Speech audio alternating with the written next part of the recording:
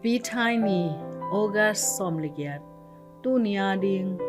mak alian som aneu som le thum pan som le gu pasian kumpigam ichi hibang mite a hi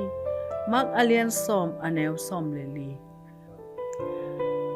Naupangte Pasian eat Bangin eat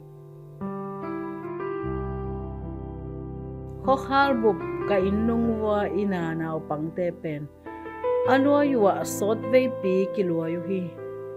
luai kivei-a gamlumna le luai mahmah gingngatngata gamlumna hitam simsim luai taleu naupangte pen in phamawh sase lohi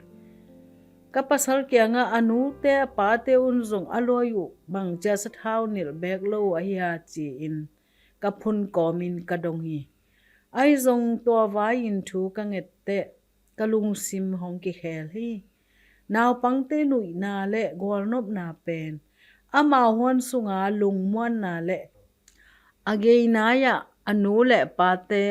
chi pana piang a hi lam ka mu the hi zaisun zong naupangte thu again na a toran lungmuan na thu gen hi nu le pate in jaisu thu phapyak thei ding in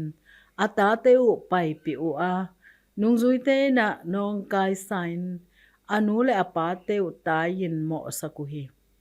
hi thu piang to pa jaisu na mu chiang in a he so hi jaisu na maute kiangah naupangte ka kiangah hong pai sakun chia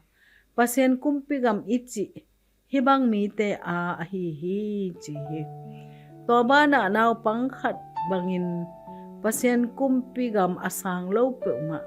to sung lot hangei lo ding hi chi hi thu pen nung zuite amau laka kwalian pen chi akinyal layun ahil sa hi amun dang khata jaisuin naupang khat toy kawmin hibang naupang khat keima min to asang pe ke hong sang hi chi hi